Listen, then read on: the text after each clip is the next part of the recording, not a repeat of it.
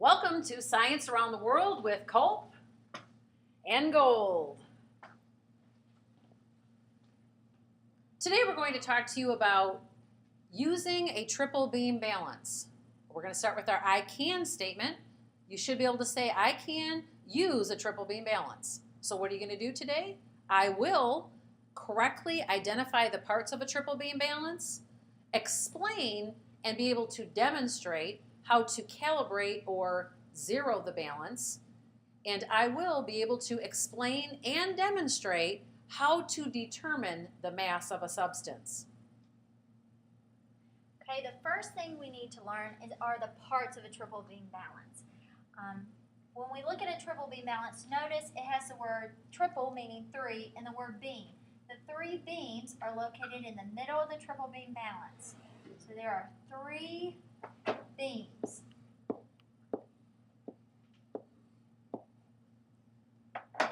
Next, we'll notice that on the beams we find riders. And riders are these weights that we're going to move up and down the beam. Next, we see a pan, and the pan is where we're going to place objects to record its mass. Next, we have a zero adjustment knob, which is found directly underneath the pan. And we have a pointer. The pointer is this little mark on the end here that you're going to look to see that it balances out on the balance mark. And the balance mark is here with a little zero telling you that it's level. So these are the parts of the triple beam balance. On one side of the balance is a pan or the platform on which you place the object to be measured. On the other side are three beams. Each beam has a sliding weight called a rider. One beam might be marked in intervals of 10 grams, the second in 100 grams, and the third in tenths of a gram. Notice here we're not looking at pounds or ounces, we're looking at grams. Step number one, first step in learning how to use a triple beam balance is to set the balance on a table or level surface. Step two, you're going to slide all riders back to the 0 point, making sure the riders rest in the notches in the beams. So if we look here at our triple beam balance, we'll see that the riders are scattered throughout the beams. We want to slowly move each rider back to 0, and we want to make sure these back riders click into their notches. Step 3. Check to see that the pointer swings freely along the scale. The beam should swing an equal distance above and below the 0 point.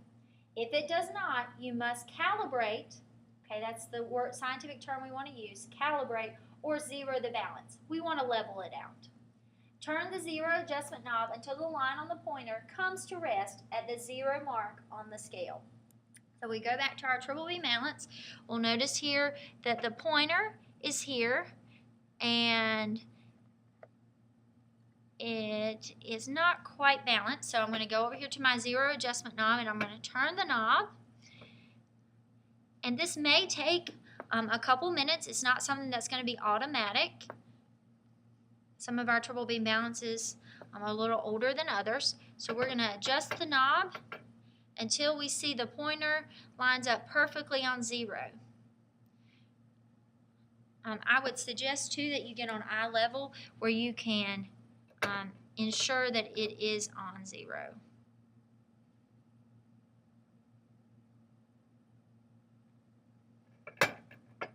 See guys, it takes a long time sometimes.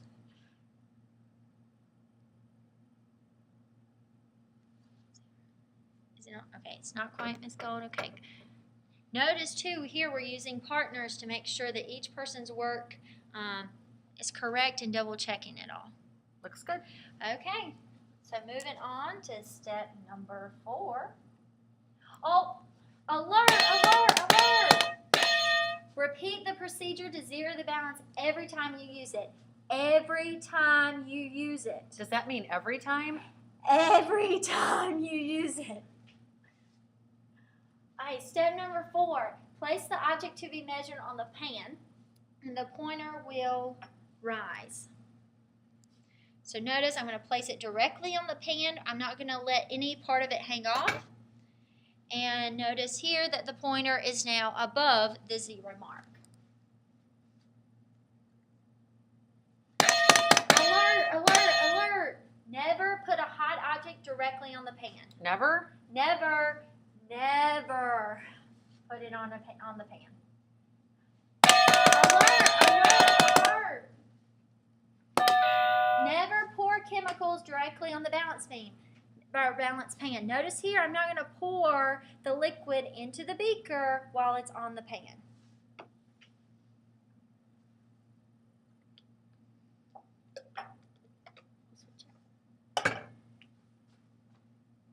Alright, step number 5.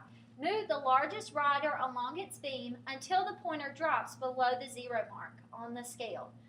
When this happens, back the rider up 1 notch. Repeat the procedure with the next sized rider.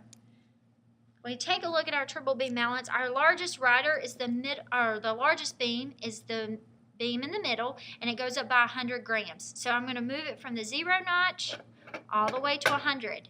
Notice that the pointer drops below 0, so I'm going to move it back to the 0 mark.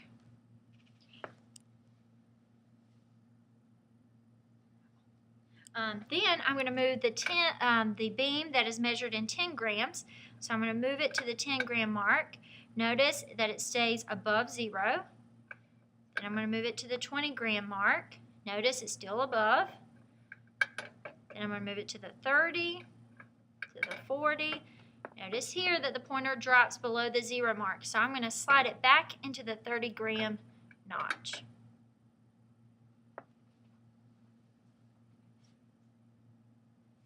Step number 6, slide the smallest rider along its beam. If the rider causes the pointer to drop below the 0 mark, begin sliding it in the opposite direction.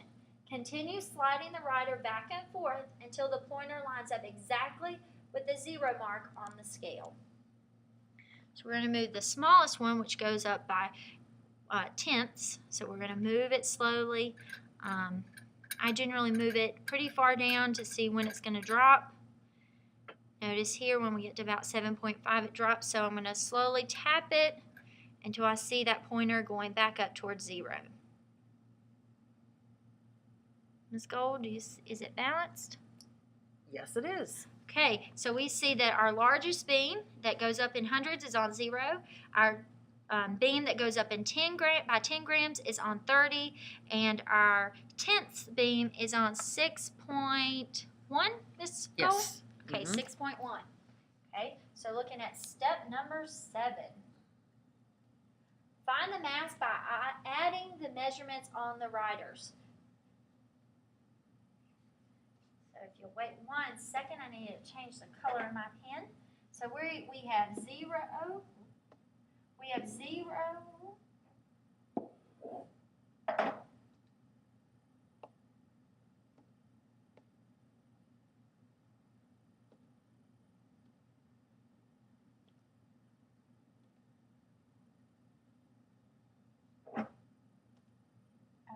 We have 0 in the 100 gram section, and then we have what number, Miss Gold? We have 30.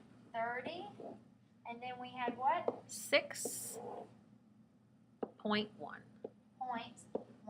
So if we add those together, the mass of the beaker is 36.1 grams, and we put grams with a lowercase g, never a capital letter.